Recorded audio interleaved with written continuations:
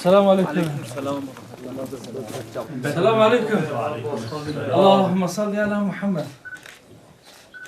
شيخ باش ان شاء الله.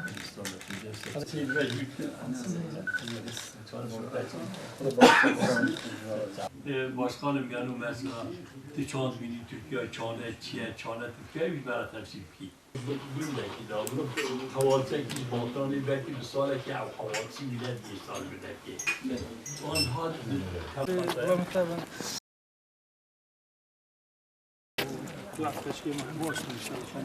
جماعة وجيب نوصل بوارك يا تلبسنا.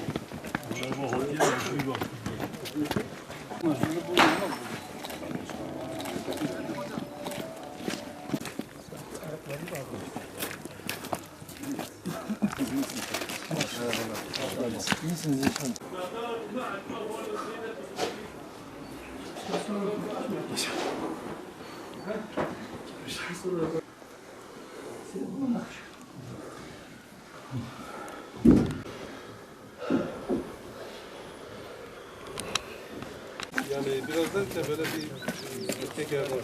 Peşinde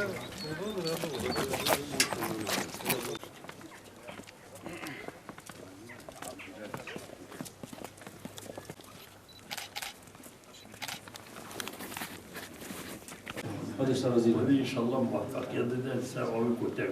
İnşallah. İnşallah. Ama yarın bir tümeş ahiyen ne kadar. İdina ya Rabbi şiratı İnşallah. Kudet ala yardımcı de